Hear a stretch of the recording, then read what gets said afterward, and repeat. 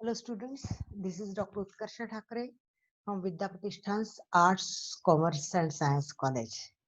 Now this is the fourth video from the chapter Reproduction in Lower and Higher Plants, where we'll discuss about the post-fertilization in case of plants. Means after fertilization, the zygote changes into the embryo and the pen changes to the endosperm of seed, and gradually the ovule changes into the seeds and ovary into the fruit. That we'll see in the detail. Now see, we'll switch to the next slide. Now in the last video or in the last lecture, we have seen about the significance of double fertilization, and that thus we have finished with the double fertilization topic of double fertilization. Now we have to discuss for a short note of artificial fertilization, artificial hybridization. Actually, we have discussed artificial hybridization as a type of uh, cross pollination earlier. Now, what is artificial hybridization? Artificial hybridization is a process where artificially, manually, the pollination is carried out between two different species belonging to two different genera or two different species. In case of this type, first the bisexual flower is emasculated. What is the meaning of emasculation? The flower, from the bisexual flower, the stamens are removed before anthesis, means before blooming of bud into the flower. So before anthesis, by the opening manually the bisexual flower, the stamens are removed, and the bisexual flower made to be unisexual, means it is made pistillate, only gynoecium is kept. And such a unisexual flower, on the stigma of such a unisexual flower, then pollen grains from the desired variety are collected, they are deposited on the stigma, dusted on the stigma, and that emasculated flower, which is now artificially pollinated, is wrapped by a polythene bag or a paper bag, and that is the process is called as bagging. Why bagging is done? To avoid the pollination with the help of unwanted pollen grain. And this process is called as cross-pollination or hybridization, since the pollen grains from different variety are dusted on the stigma of a different flower from the different variety or different species. You can, if you, when you will study the Mendel's laws of inheritance, you will come across the hybridization experiment carried by Mendel during his genetical experiments. Now, this artificial hybridization plays a key role in the crop improvement process, so as to get the varieties with improved qualities. This is about the artificial hybridization. Now we'll switch on to the actual process of uh, endosperm development, that is the post-fertilization event, which occurs just after the completion of fertilization. Now, if you think of formation of endosperm, which is the initial cell, that initial cell is a product of second fertilization or triple fusion. What is the product of second fertilization or triple fusion? That is primary endosperm nucleus. From this primary endosperm nucleus, the endosperm is developed. The development of endosperm from pen or primary endosperm nucleus may occur by three ways. One is nuclear endosperm type, another type is called as cellular endosperm development, and third type is called as halobial endosperm development. Now, what is the difference between amongst these three? In case of nuclear endosperm development, what happens? The nucleus of primary endosperm nucleus undergo free nuclear division. You know the meaning of free nuclear division, means the parent nucleus divide and redivide continuously or for certain stages, and the division of nucleus is not followed by the division of cytoplasm. When the nuclear division is not followed by the division of cytoplasm, it is called as free nuclear division. So PEN, the or nucleus of primary endosperm nucleus, it undergo free nuclear division, and large number of triploid nuclei are found freely suspended in the cytoplasm of central cell. Because only nuclei are there is no cell wall formation, and large number of free nuclei are seen. These nuclei, they are gradually pushed towards the periphery, towards the wall of that central cell, and in the center you can see the central vacuole. See how it appears like. This is a PEN, that is primary endosperm nucleus. That nucleus divides first, forming one, first of all two, then four, like that. So number of nuclei are produced.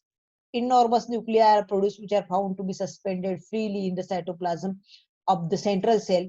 Gradually they are moved towards the periphery, and in the center there is formation of a central vacuole, which push the nuclei towards the periphery. And when enough number of nuclei are produced, cell wall formation occurs, and the endosperm becomes cellular, as seen here in the diagram. This type of endosperm development is seen in most of the angiospermic families. Near about 161 angiosperm families are such, where the nuclear endosperm development is by the way of nuclear endosperm development. So it is a common type of endosperm development found in case of most of the angiospermic plant. For example, in case of wheat, in case of sunflower, in case of coconut.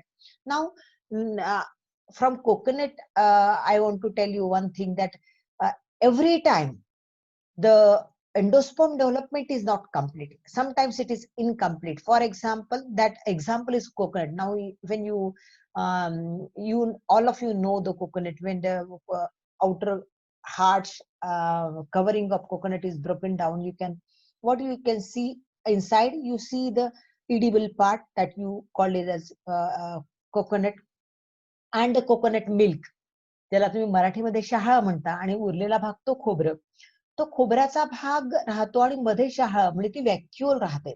त्या ठिकाणी शहाळ्यामध्ये काय असतं, it is a coconut milk, or it is we called as शहाळ्याचं पाणी. So this is because this leaves behind because the endosperm development is not complete. Endosperm development is incomplete, and endospermic fluid is still there in the central vacuole. So in several plants, the endosperm development is incomplete, and it is seen in the form of a vacuole. As in case of coconut, we see the centrally placed vacuole along with the coconut milk. Okay. So in case of coconut milk, a multicellular endosperm is produced, and outer part produced, and it is accumulated on the outer part, while a vacuolated endosperm is seen in the center. Now, second type is cellular endosperm.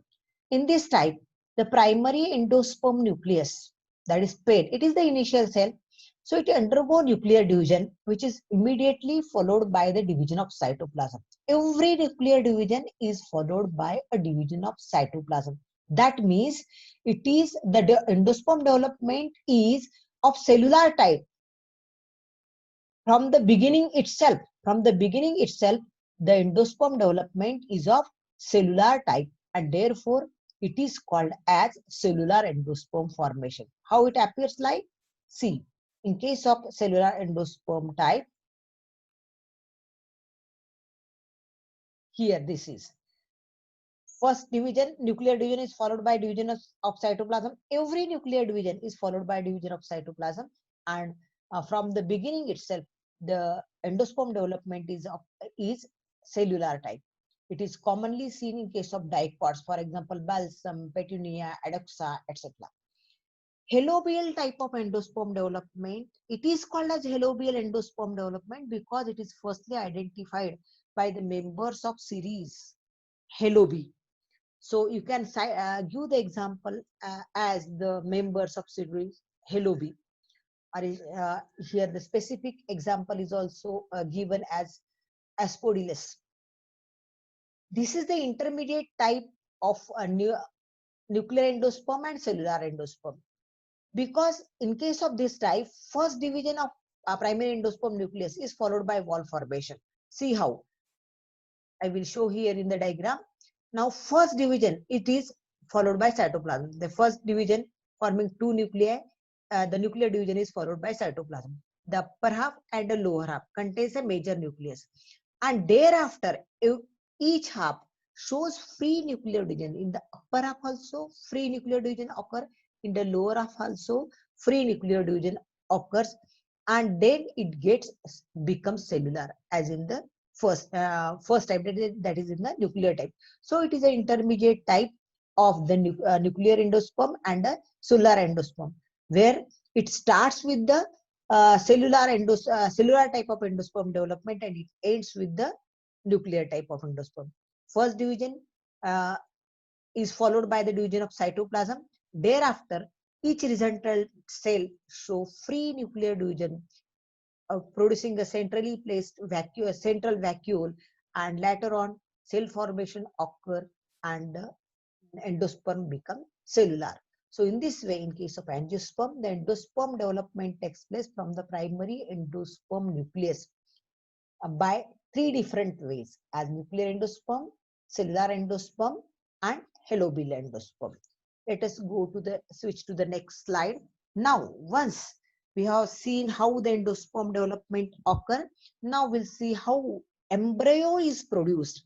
Now, what do you understand by the embryo development?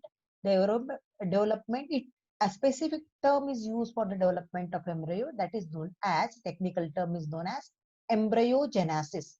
How you can define embryogenesis? It is a process of genesis of embryo, therefore called as embryogenesis, means formation of embryo, process of formation of embryo, a process of genesis of embryo, which is the initial cell, that is a zygote. Zygote is the initial cell from which embryo is produced.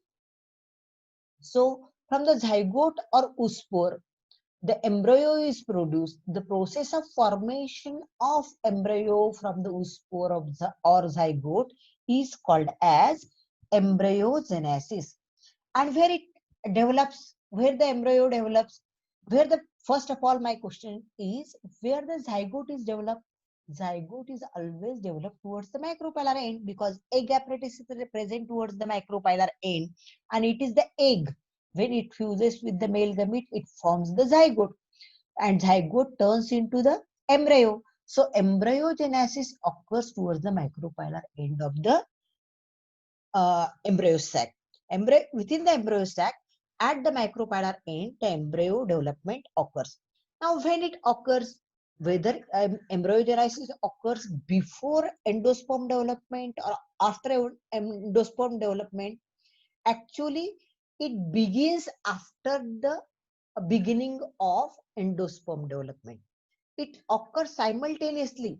The endosperm development and embryogenesis occur simultaneously within the embryo sac, but beginning is different. Endosperm development begins first. Once certain amount of endosperm is produced, then embryo development begins, because it is the endosperm which provides nourishment for the growing embryo. So once certain amount of endosperm is produced, the embryogenesis begins within the embryo sac. Now we'll see the events, how embryogenesis occur. So in the beginning, the initial cell is oospore or zygote.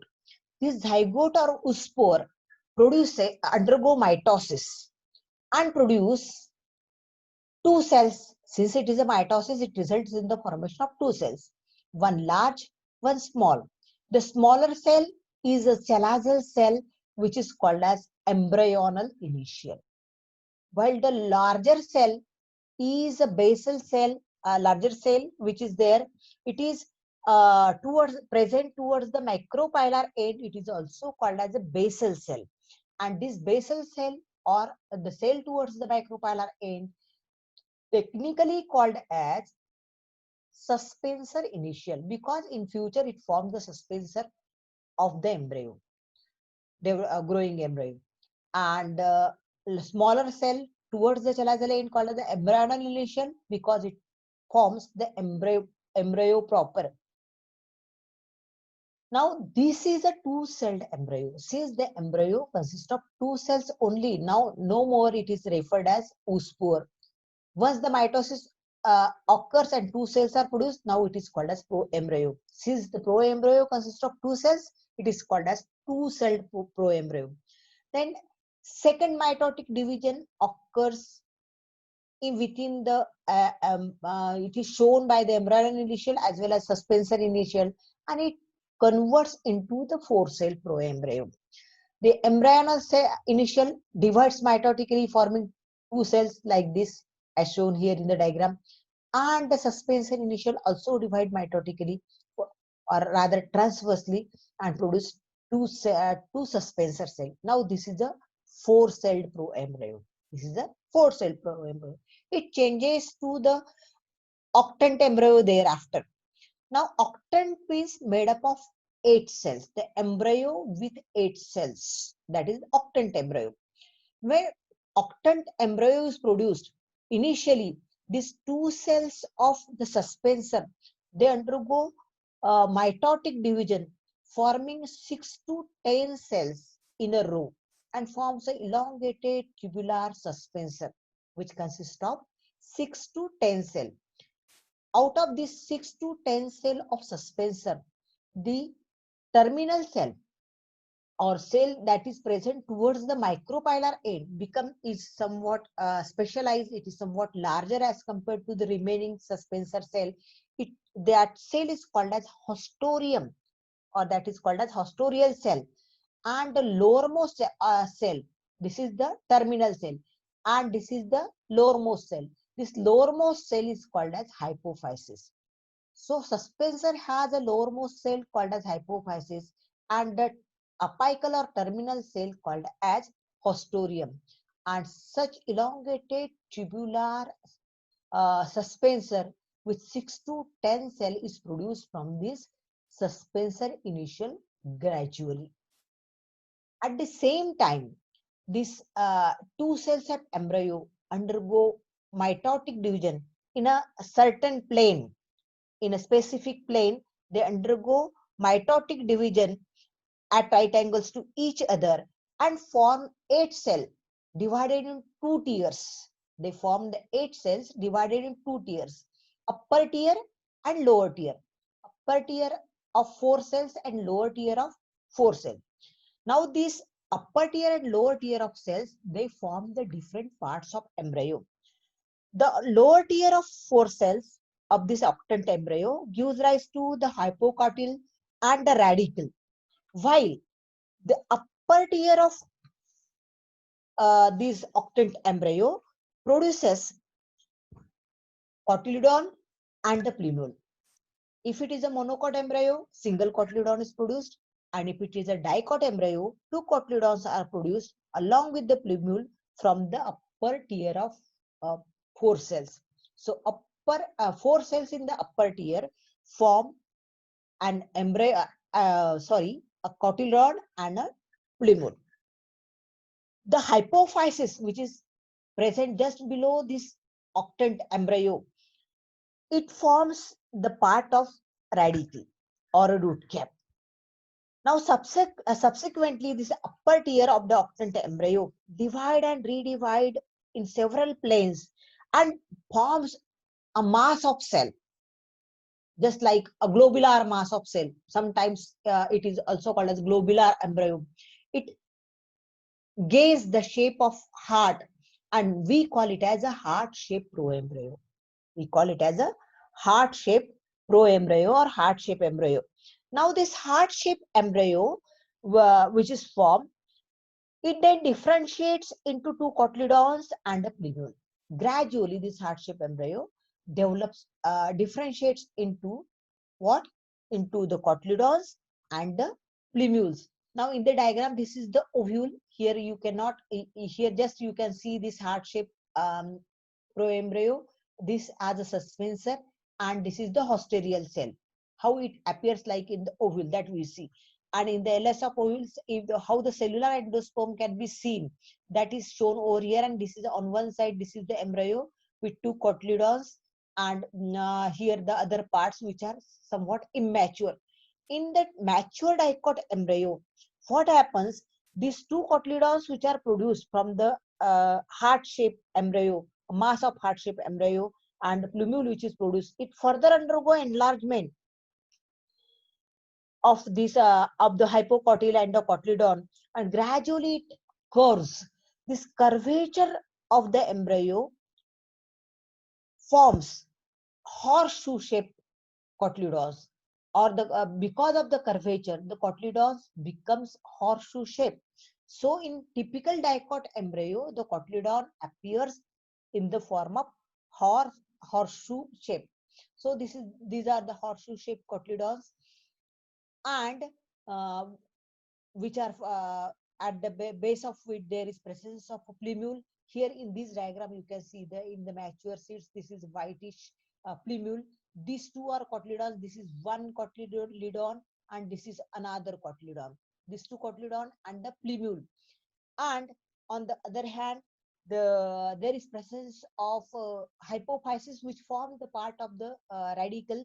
The radicle, that is the root initial, and it is covered with a root cap. So in this way, a mature embryo with cotyledons, radicle, root cap, and a plumule is produced from the growing embryo, or from the heart-shaped embryo.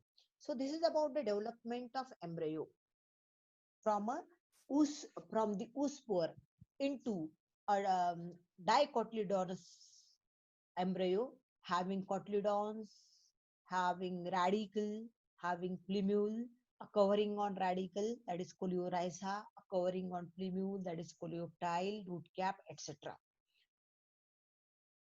Now, if you think of the monocot embryo, the development is near about same up to the octant embryo stage.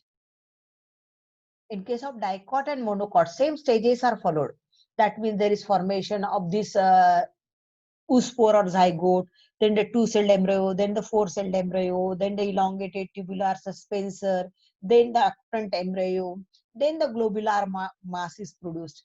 Now this globular mass never turns into the heart-shaped embryo. Instead, this from the the globular mass differentiates into the single monocot embryo, that is called as scutellum, which lies at the terminal part. This scutellum lies at the terminal part.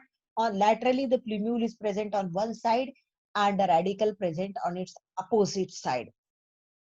And thus, and a shield shape or embryo, that is known as scutellum, is produced, which show internally the radicle covered with the coleorhiza, plumule covered with the coleoptile, and root cap. Now here you can't see, but if you take the section like this, you can see the internal parts of the embryo. That is this is a shield shaped embryo, just like a shield, that is called as scutellum. On one side there is presence of a plumule. This is a plumule. The shoot apex, it is given. Actually you can call it as a plumule. It is a shoot initial. So it is a plumule. It is covered and protected by a covering that is called as coleoptile. On the other side, this is a radicle. It is covered by a covering called as coleorhiza, and this is the overall covering on the root, that is called as root cap, may or may be present. So in this way, the monocot embryo is produced. So it is quite easy, I think. Now let us switch on to the further processes which are to be carried out so that a complete seed is produced. Now, first, one question may raise in your mind, that why the plants produce seeds, or rather why the individuals undergo sexual reproduction, whether it is a plant or whether it is an animal.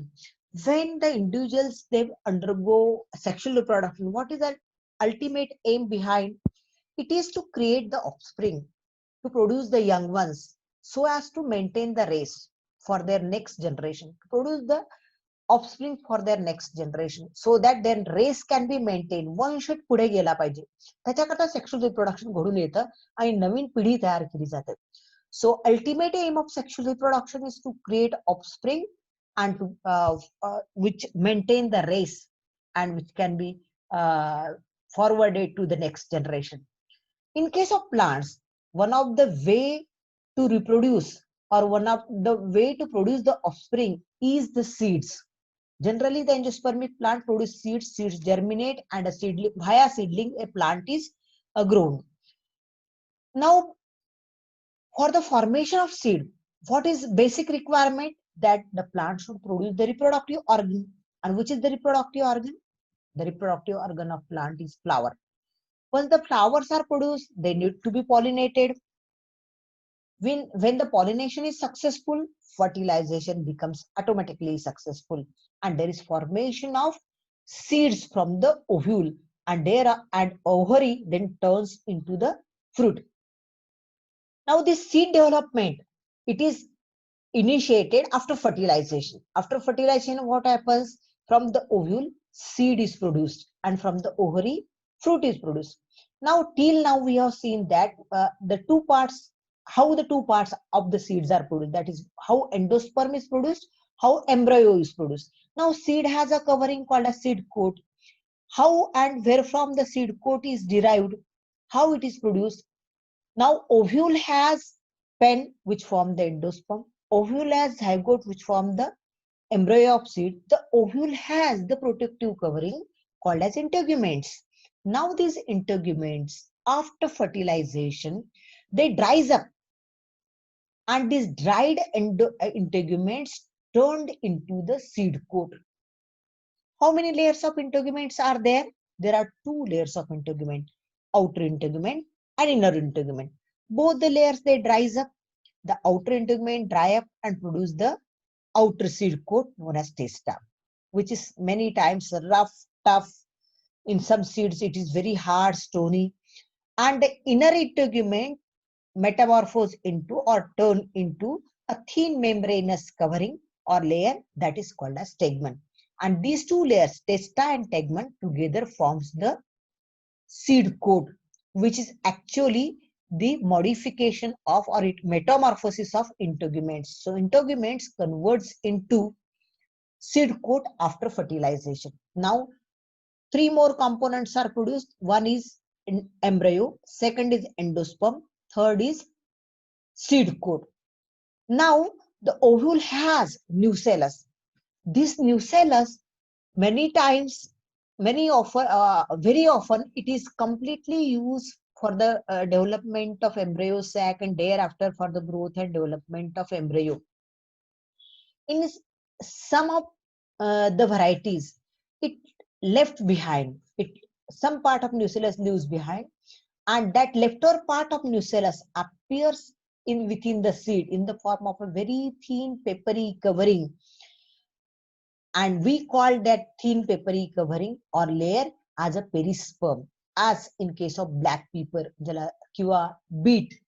Black paper म्हणजे ज्याला तुम्ही काळे मिरे असं म्हणता. तर त्यांच्यामध्ये in case of black pepper and in case of beet, you can see the perisperm. So what is a perisperm? It is a leftover part of nucellus. So now the seed is complete seed. You can see that the seed has an embryo, seed has an endosperm, seed has a seed coat, and exceptionally, or in case of some of the seeds, even the perisperm is also seen, and thus the ovule get completely converted into a seed.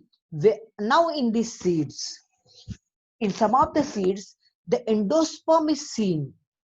Why endosperm is seen? Endosperm is a nutritive tissue, and it provides nutrition to the growing embryo.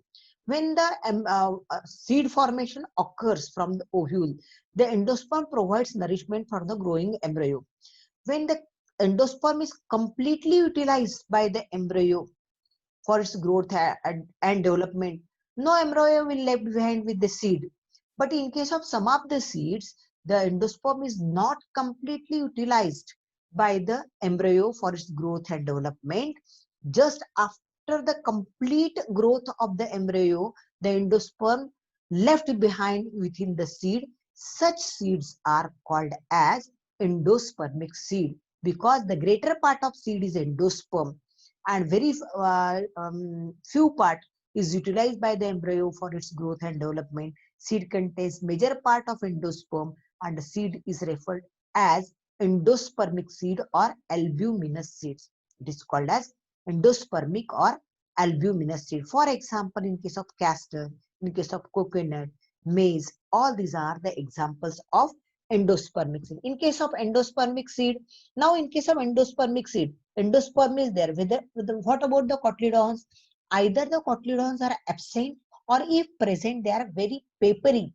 In case of cotyledon, in case of coconut, you can't see the cotyledons. In case of maize, you see the single cotyledon.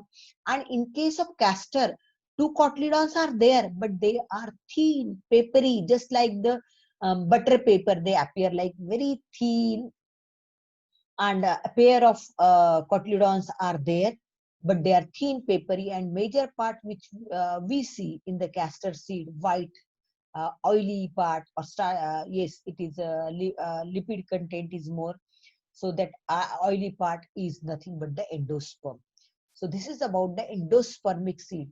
Now we have, you can see here one of the endospermic seed, that is maize, where the embryo is lying here at one corner, tapering part of the seed.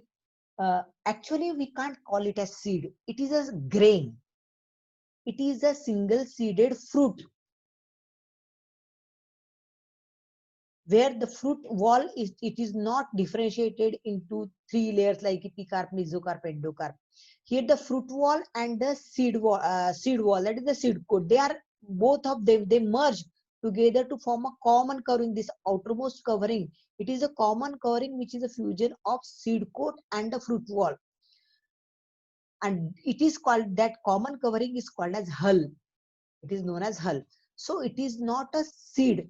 It is actually a single seeded fruit. That's why we call it as grain, maize grain, jowar grain, or wheat grain. We to call it as seed, it is technically wrong. Okay. Now this grain of maize contain major part, that is the endosperm, which is rich in protein. And here this is the limiting layer called as aleurone layer, which is lipoproteinous. And this is a line of separation which separates the embryo from the endosperm. It is an epithelial layer. And on one corner, here the monocot embryo is present with this uh, plumule on one corner. One lateral side is plumule, covered and protected by the coleoptile, and another towards the lower corner there is presence of a radicle or root initial, covered and protected by the coleorhiza, and this is a shield shaped embryo. It appears like a shield, known as scutellum. This embryo is called as scutellum. So this is about the seed, how the seed as a whole is produced, and which are the type endospermic seed. Now, since there is endospermic, one type endospermic seed, there is one more type called as non-endospermic seed. Now, in case of some of the seeds, the endosperm is completely used for the growth and development of embryo. Since the endosperm is completely utilized for the growth and development of seed, the seed do not have endosperm with itself. So the seed is without endosperm, and in case of such seed, this food is stored in the form of cotyledons. For example, pea, bean, gram. In case of these are all cereals. In case of these seeds of pea, bean, and gram, the food is stored in the form of cotyledons. You see here the massive cotyledons are seen, and endosperm is totally absent. Since the endosperm is absent, the seed is said to be non-endospermic seed or X-albuminous seed. Examples are pea, bean, and gram. In case of this endospermic seed, the food is stored in cotyledon that I have told you. That's why the cotyledons are massive. And the plumule grows into the first photosynthetic organ in the form of first leaves. For example in case of tamarind, चिंचोका पावसाळ्याच्या दिवसात जेव्हा germinate होतो आणि त्याचं एक रोप चिंचेचं तुम्हाला दिसतं, तर खाली बेसला दोन मासिव्ह लिव्स दिसतात. Actually, these are the green cotyledons which form the first leaves. Or in case of many more plants you can see, तुम्ही मेथीमध्ये बघू शकता की त्याच्यामध्ये खाली दोन बेसल लिव्स असतात. These are actually the modified green cotyledons. Afterwards they fall down. So the cotyledons, they also form the photosynthetic organs in the form of first leaves. Now there is presence of a micropyle in the ovule. This micropyle is remain persistent in the form of a small small pore in the seed coat. You can see clearly in the seed of gram. हरभऱ्यामध्ये तुम्हाला टोकाला छोटंसं बारीक छिद्र दिसतं, ते micropyle आहे. That is the micropyle of ovule, which remains as it is even after the conversion of ovule into seed. And what for this micropyle is there in the seed in the form of pore. So it is the pore which allows the entry of water and oxygen when the seeds are soaked or during the germination process. Through this area, the plumule, first of all, the radicle comes out. So this pore gives entry for the water and oxygen when the seeds are soaked in water. Now the fruit development, how the fruit is developed? It is the seed which gives stimulus for the development of fruit. When the fruit development, seed development is on progress, जेव्हा हळूहळू ओव्हिलचं seed मध्ये conversion होत असतं, त्यावेळेला seed काही plant growth hormones develop करतात. The seed produces some plant growth hormone which stimulates the formation of ovary into fruit. So the plant growth hormones produced by the seeds, they trigger the development of fruit from the ovary after fertilization. So after fertilization, zygote turns into embryo, then pen turns into endosperm of seed, then integument turns into the seed coat, ovary wall turns into the fruit wall, and on ovary as a whole turns into the fruit. Now the ovary wall when turns into the fruit wall, that fruit wall is called as pericarp. Now this pericarp may consist of three layers as epicarp, mesocarp and endocarp. You have seen the three layers in case of coconut, in case of mango. In case of coconut, if it is a green, the outermost green covering, it is epicarp. Middle fibrous layer, it is the mesocarp. And innermost hard stony, it is the endocarp. In case of mango, the outer covering in green or green condition, it is called as epicarp. In the middle, which is somewhat sour, massive tissue, it is the mesocarp. And the innermost covering, that within which the seed is located, that is the endocarp. So in case of mango and coconut both, the pericarp is divided into three layers as epicarp, mesocarp and endocarp. But in case of every fruit, it is such differentiation of pericarp is not seen. It may appear single layer. Now you can see here the non-endospermic seed where the cotyledons are massive. This is the plumule, which towards the further development, it develops into the first leaves, that is the embryonic leaves. The nourishment is provided through the hypocotyl, and this is a radicle on one side which forms the root system of a seedling. And during the growth of this embryo into a seedling, the stored food in the cotyledons provides nourishment to the growing embryo till the formation of seedling and till there is formation of young green photosynthetic leaves. Now, what is the significance of seed and fruit formation? Fruits, they provide nourishment to the developing seeds. Then the fruit also protect the seeds within them. because we always see that fruits are enclosed within the seeds are enclosed within the fruit. So they use protection to the seeds in immature condition. Seeds also serves as a organ of propagation, but because seeds are carried from the original place to a longer distance with the help of some certain agencies like agency of bird, agency of human being, or any living or even the agents by the agency of wind or water, the seeds are carried to a longer distance, and where they get stable, they come in contact with soil, they germinate and produce the plant. So in this way, the fruit development occurs. Seed helps in propagation. Next is the fruit development uh, when occurs. It sometimes the seeds produce some certain devices which help for the propagation and dispersal or distribution of the fruits from its original place to a longer distance. Now see how. We'll see how it helps to propagate with the help of the diagram. Now see, sometimes the seeds they produce this such parachute-like structure. तुम्ही कॅलोट्रॉपिस मध्ये म्हणजे रुईमध्ये बघा म्हाताऱ्या बघतो आपण, त्या म्हाताऱ्या हवेत उडतात. तर तो जो वरचा पॅराशूट लाईक पार्ट असतो त्याला म्हणतो that makes that seed beyond and it can be carried along with the wind current. This is a device produced by the seed for the propagation. Sometimes the seeds are covered with the thorny covering the outer covering of the seed. It is thorny, spiny, and get easily attached to the body parts of the visiting animals, and along with the body of the animals it is carried to a longer distance. So this is one of the device produced by the seeds for the propagation. In case of some aquatic plants, for example lotus, the seeds are carried along with the water current to a longer distance.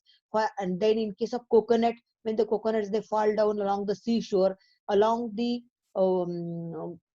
water current, they are carried to a longer distance. When they are thrown along the seashore, they may germinate into a plant of coconut, like as you can see here in the diagram. Now, in case of the fruits where they burst, for example, generally the podded fruits, for example, pea, bean, when the pods they break, the fruits, the seeds which are present within the pods, they are thrown forcibly outside and they are liberated, and the seeds are propagated. They are thrown away.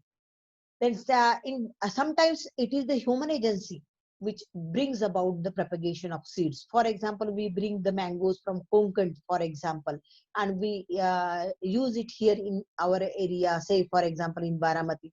So the parent plant is in Konkan and we are using it in Baramati, and then we throw the seeds, and the seeds may germinate and grow into the plant of coconut. In this way, propagation occur with the help of human agency. Same way in case of vegetables like pea, bean, gram, we collect the pods of bean, gram, or drumstick. We collect from the farmers, they collect from their farmland, bring it to the market, and from the market when we collect them, we eat them. We may throw the seeds, and propagation occur with the help of human being. Or you say you can see the wheat grains or the grains of jawar. They are also the production may occur in Rajasthan or in other state, and we collect it from our market and use it. In this way, the propagation may occur by these many agencies like wind, like animals, like water, like bursting tendency of seeds, or even by human. So I think here we will stop and conclude this part of the lecture, and we'll continue in the next. So shall we stop? So thank you, students.